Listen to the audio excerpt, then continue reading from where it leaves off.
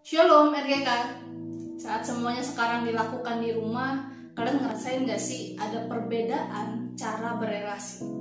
Yang biasanya kita main di sekolah sama teman kita secara fisik, sekarang kita cuma bisa lakukan secara virtual, lewat video call, voice call. Yang biasanya kita berangkat ke gereja, ketemu jemaat di gereja, persekutuan sama RGK, tapi sekarang semuanya kita lakukan di rumah sendirian dengan laptop atau HP kita. Dunia memang sedang berubah dan semakin cepat berubah karena pandemi ini. Meskipun peradaban manusia itu berubah, tapi ada sesuatu tidak berubah, yaitu kebutuhan manusia akan relasi dengan sesamanya.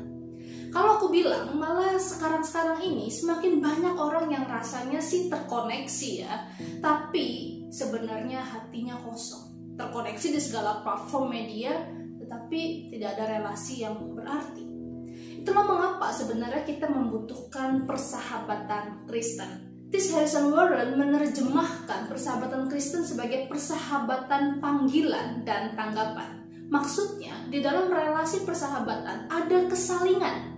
Sama-sama saling membutuhkan, sama-sama saling menanggapi, dan yang terpenting bagi Warren adalah sama-sama saling memberitahu berulang-ulang tentang siapa kita dan siapa Allah sebenarnya. Inilah yang membedakan persahabatan Kristen dengan persahabatan lainnya. Dalam persahabatan Kristen, waktu kita mendukung, menghibur, bermain, itu semua dilakukan bukan hanya di antara kita dengan teman kita, tapi juga bersama dengan Kristus yang mengasihi kita dan teman-teman kita.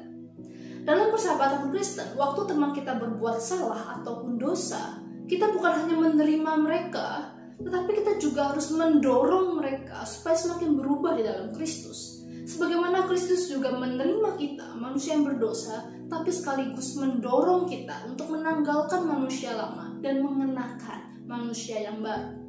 Dalam persahabatan Kristen kita juga belajar saling percaya, terbuka, rela menderita bersama, dan saling menguatkan pengharapan kita di dalam Kristus.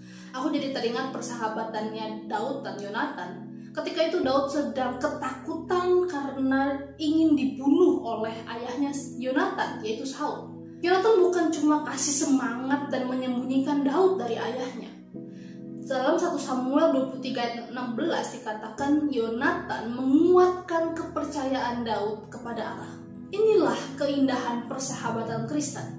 Ada Allah yang bersama dengan kita dan teman-teman kita. Menariknya teman-teman, persahabatan Kristen ternyata bukan hanya terjadi di antara kita dan teman kita di waktu ini saja. Persahabatan yang dilandasi oleh Kristus sebenarnya secara misterius mengikatkan kita dengan semua orang percaya di segala abad dan tempat. Sebagaimana yang kita akui di dalam pengakuan iman rasuli, aku percaya pada gereja yang kudus dan am. Waktu kita mengatakan kalimat ini, sebenarnya kita sedang mengakui bahwa kita tidak bisa mengenal Kristus sendirian atau hanya dengan sekelompok kecil teman kita. Sejatinya kita bergantung kepada gereja di seluruh dunia, jutaan orang Kristen di sepanjang sejarah yang telah Allah gunakan sebagai saksi bagi dirinya.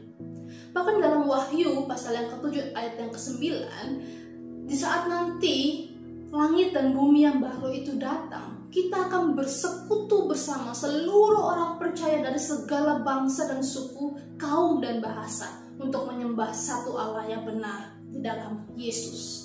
Karena itu teman-teman, aku mendorong kita semua, ayo miliki persahabatan Kristen ini. Bagi kalian yang sudah ada, bersyukur dan rayakan setiap momen kalian bisa bersahabat, sambil terus mendorong teman kalian, bahkan mendorong diri kalian untuk semakin mengasihi Yesus. Bagi kalian yang belum punya, aku sarankan mulailah berdoa dan minta kepada Allah. Sambil kalian juga belajar untuk membuka diri kalian di dalam komunitas gereja yang Allah berikan.